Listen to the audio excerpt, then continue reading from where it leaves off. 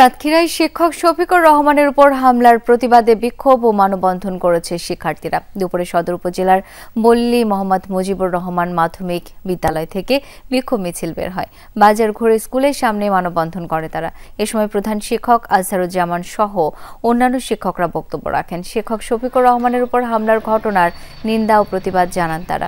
ঘটনায় জড়িতদের গ্রেপ্তারে 24 ঘন্টার আলটিমেটামও দেন শিক্ষকরা। অভিযোগ উঠেছে, ছাত্রীর সাথে অনৈতিক কর্মকাণ্ডের অভিযোগ তুলে শিক্ষকের উপর হামলা চালায় স্থানীয় বিএনপি, যুবদল ও ছাত্রদলের নেতাকর্মীরা। এই ঘটনায় 8 জনের বিরুদ্ধে মামলা করেন ভুক্তভোগী শিক্ষক।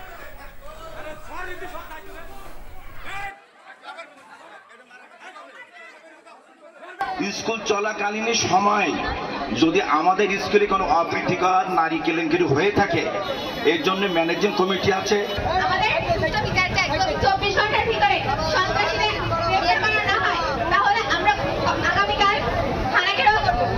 ক্লাস 10-এ 3টে মেয়ে পড়াই। গতকালকে ওই মাত্র একজন স্টুডেন্ট আসে, তার শুধুমাত্র বাংলা পড়াটা ধরে আমি বললাম, যেহেতু তুমি একা আসছো, আমি আজকে আর পড়াবো না, ওর পড়াটা চেঞ্জ করে দিয়ে বাড়ি পাঠিয়ে দিই।